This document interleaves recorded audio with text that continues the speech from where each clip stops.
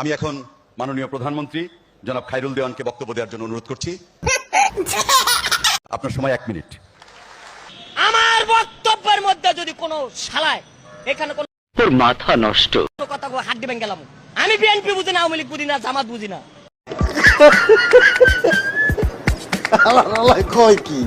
আমি আমার কথা বলবো, তোমাদের ভালো লাগলে বলো। আমার কিন্তু লাডি আছে ওইখানে রাইখা দিছি, মাজা ভাঙ গেলাম বাইরে। চুদলিংপং, আমাদের এই চুদলিংপং বিষয়টা হলো, আমি কেউরে ডরাই না, এই খারুলের সাথে লাগবে না। আমি আওয়ামী লীগকে ডরাই না, আমি বিএনপি কে ডরাই না, আমি নাগরিক পার্টিকে ডরাই না, আমি জনতার লোক।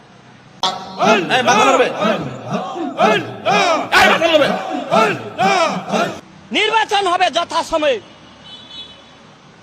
ডক্টর ইউনূস সাহেব, আপনার 10 বছর থাকার অধিকার নাই।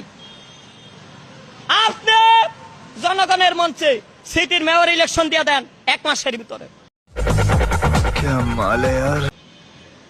মেম্বার ইলেকশন 6 মাসের ভিতর দিয়ে দেন। Chairman election. আমার ভুল হচ্ছে, হ্যাঁ